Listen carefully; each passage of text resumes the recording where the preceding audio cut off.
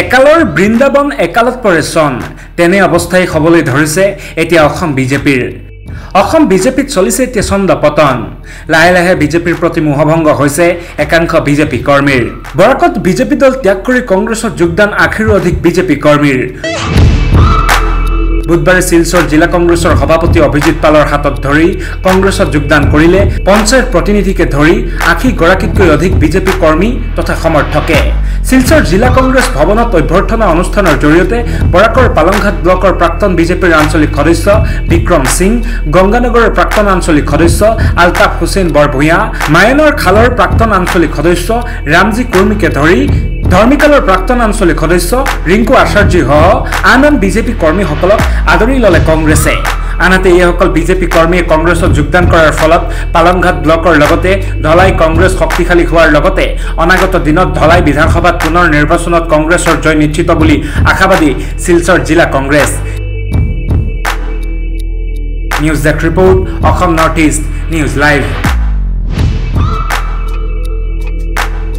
আজকে ভারতীয় জাতীয় কংগ্রেস দলের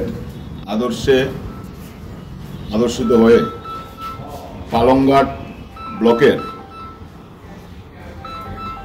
এক্স এপি মেম্বার পালংঘাট জিপির Bikram Singh, ex AP member Ganganagar জিপির Altaf Hossain Barbhuiya, ex AP member Maynarkhal জিপির Ramji Kurmi, ex AP member Dharmikhal GP Rinku Acharya, Palonghat জিপির ex group member Altaf Hossain Ahmed, Palonghat GP member group member Badrul Hossain Laskar, ওনাদের নেতৃত্বে প্রায় ৮০ জনের মতো কর্মীরা বিজেপি দল ত্যাগ করে কংগ্রেস দলে এসে যোগদান করেছেন।